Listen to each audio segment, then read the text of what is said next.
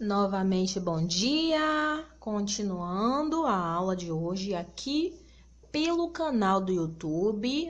Vai aguardar aqui uns minutinhos, uns segundinhos, para vocês entrarem, contabilizar aqui as visualizações, para que eu possa entender que você está assistindo a aula, ok?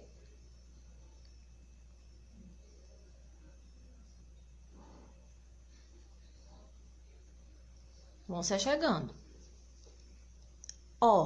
Começaremos aqui, a nossa aula através do YouTube, continuando as aulas de hoje com a revisão de história.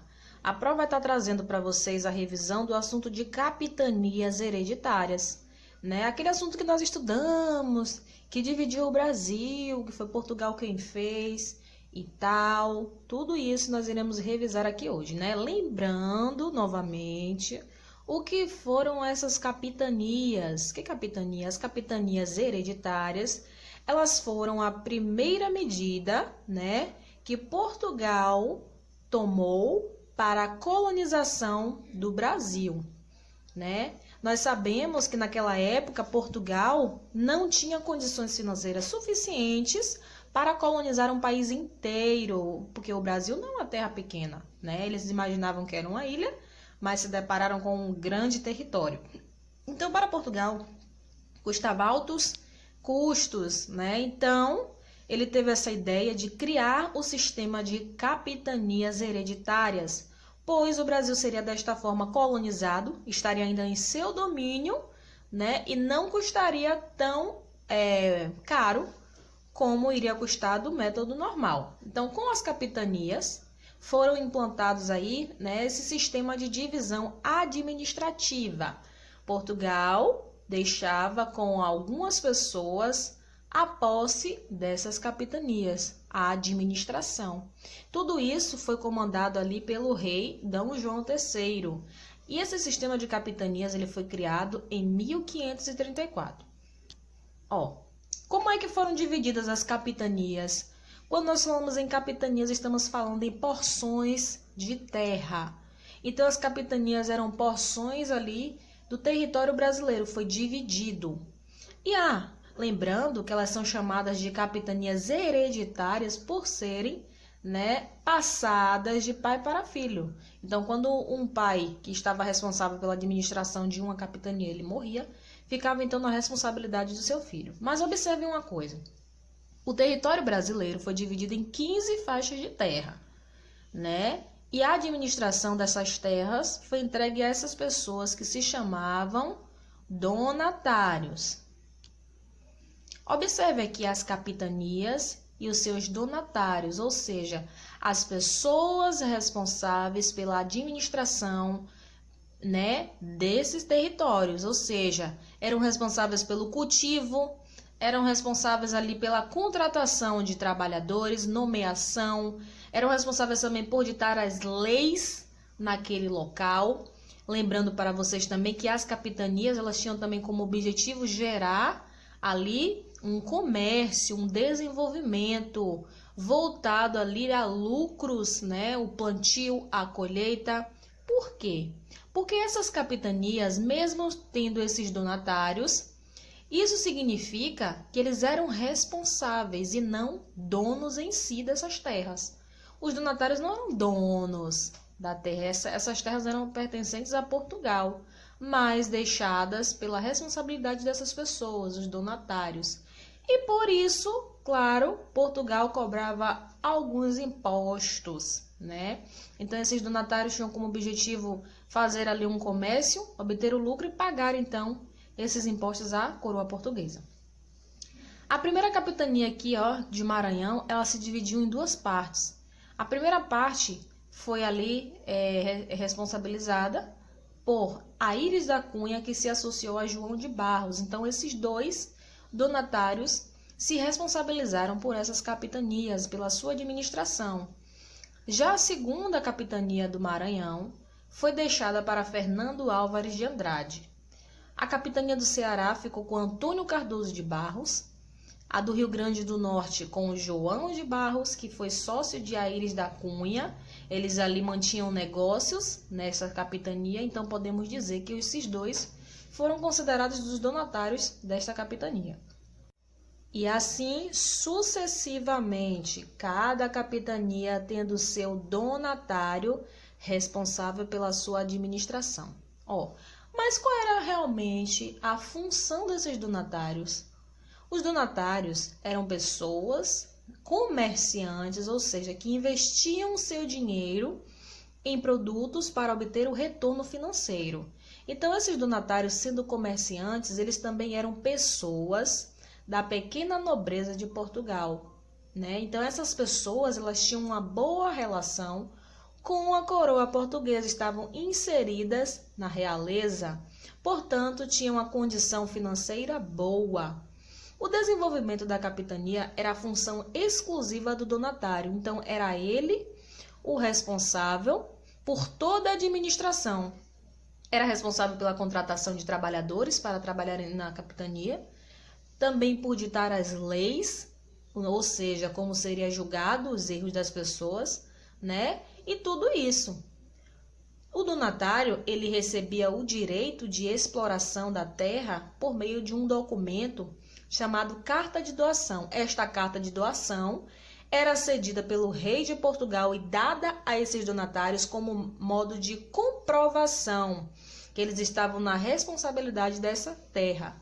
Então, era por meio da carta de doação que eles conseguiam comprovar serem donatários. E também esta carta, ela também servia de documento para passar a capitania de pai para filho, né? Então, quem tinha a carta de doação era, portanto, o donatário. Havia outro documento, também emitido pela coroa portuguesa, dada a esses donatários, que se chamava Carta Foral.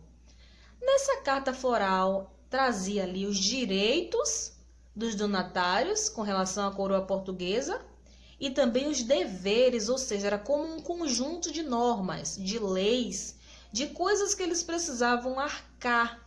Então, este documento, junto com a carta de doação, determinava ali, né, a posse do território para um donatário. Lembrando que o donatário, ele era responsável sim pela capitania, mas o território em si não era dele. O território pertencia à coroa portuguesa, era como uma espécie de aluguel.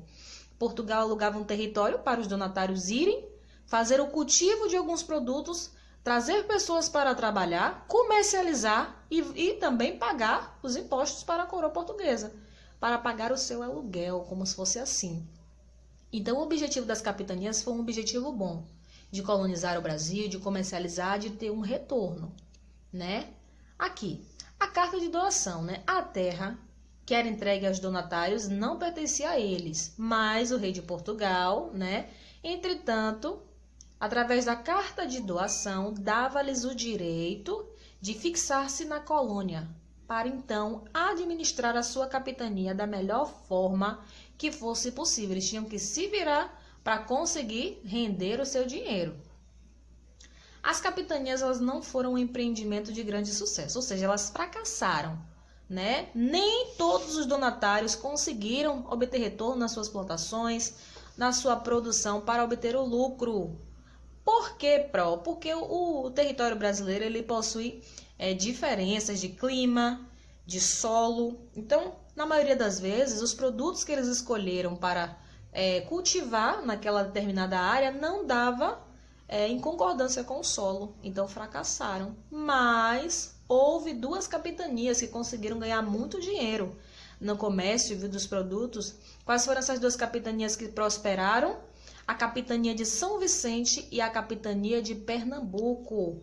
Voltando aqui na nossa tabelinha, a capitania de Pernambuco, né, e a capitania de São Vicente foi ali de responsabilidade de Martim Afonso de Souza e de Duarte Coelho. Então, foi esses dois donatários que conseguiram ali usar as suas estratégias para, então, alavancar o seu comércio, fazer com que os produtos eles prosperassem na plantação. Mas essas duas capitanias, elas tiveram sucesso com o cultivo da cana-de-açúcar.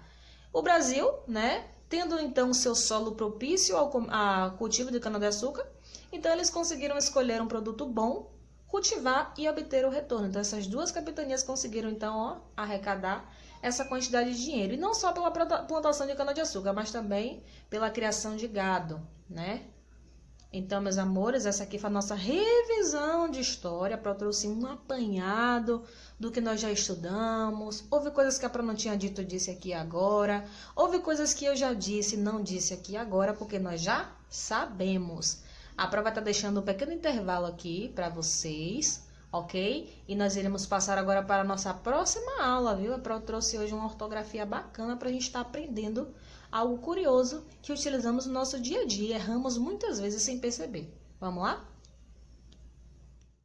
Pronto, depois do intervalo, né? Vamos continuar quarto ano naquela empolgação, naquela alegria. Estamos estudando, estamos aprendendo, evoluindo, amadurecendo. Isso é maravilhoso. Nós estamos fazendo o nosso papel de estudantes, estamos contribuindo para o desenvolvimento da sociedade e principalmente formando o nosso futuro. Vamos lá. A Pro trouxe para vocês aqui hoje uma ortografia bacana, que é do sob e do sobre. Você sabe qual a diferença entre um e o outro, quando nós usamos um e quando nós usamos o outro? Se você não sabe, vem com a Pro, presta bastante atenção para aprender. E você que já sabe também, venha com a Pro para revisar e relembrar, né? Para não errar nunca mais. O sob e o sobre são duas ortografias essenciais. Nós utilizamos ela no dia a dia várias vezes. Essas ortografias, elas causam muita confusão na hora de escrever um texto, de escrever uma frase, né? Ou até mesmo pronunciar. Isso porque elas são muito semelhantes, sabe? Como na pronúncia e também na sua escrita, né?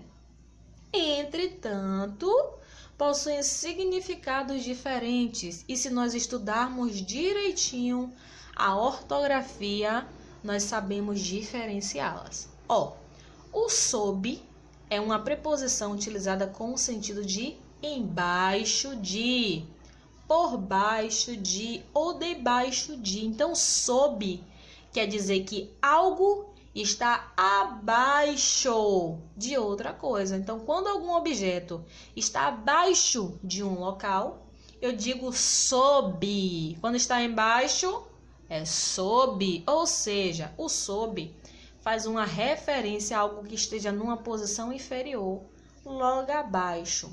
Vocês estão vendo aqui, né? As mesas e tem coisas em cima e tem coisa embaixo. Quando nós falamos desta bola, onde é que está a bola, quarto ano? Está embaixo da mesa. Então, eu posso dizer que a bola está sob a mesa. Olha o dado, a mesma coisa. Observe que a Pro colocou aqui, ó, já em frases, a utilização dessa ortografia. Observando e visualizando essa imagem, logo identificamos a posição desses objetos e se torna possível, então, determinar esta ortografia. O dado está onde, quarto ano? O dado está embaixo, Pro, da mesa. Então, se ele está embaixo da mesa, ele está sob a mesa. E o carrinho, quarto ano? O carrinho, Pro, está embaixo da mesa ou debaixo da mesa. Portanto, o carrinho, ele está sob a mesa. Entenderam, né, quarto ano? Então, nós utilizamos o sob quando nos referimos a algo que está abaixo. Aí vem o sobre. O sobre já vai ser o contrário. O sobre é uma ortografia utilizada como sinônimo de em cima de, por cima de ou acima de. Ou seja, o sob, ele está dizendo que algo está em cima de um local, né? Ou seja, ele está fazendo referência a algo que esteja numa posição superior. Vocês estão vendo essa mesa? Estão vendo o livro, o jarro, né? O ursinho, a mochila e a bola. O que nós iremos observar? As coisas que estão em cima da mesa. Então, onde é que está o livro quarto ano? Em cima da mesa, Pro. Então, o livro vai estar sobre a mesa. E o vaso de flores? O vaso de flores está em cima da mesa também. Então, ele está sobre a mesa, né? Então, sobre está falando de coisas que estão em cima. E o ursinho está embaixo, então nós utilizaremos o sob. O livro sobre, acima. E assim nós vamos fazendo a relação. Aprenderam direitinho essa ortografia? Bacana, né? Vocês só precisam lembrar que quando é embaixo é sob, quando é em cima é sobre. A prova vai estar trazendo para vocês aqui agora o diário, viu? Vou deixar lá no grupo, ao término da nossa aula, tarefa de história no caderno e livro de português, página 187, tá? Praticar a ortografia do sob e do sobre. Cuidado para não trocar uma por outra, ok? Fazendo a relação correta de acordo com a posição de cada objeto. A nossa aula termina por aqui, meus amores. Façam direitinho a tarefa, vocês têm a tarde toda para estarem estudando, mandando para a Pro, viu? Não esqueçam de mandar a sua tarefa, ok? E se tiver qualquer dúvida, onde é que a Pro está? Está no WhatsApp. Pode tirar dúvida, viu? Comigo. Beijos.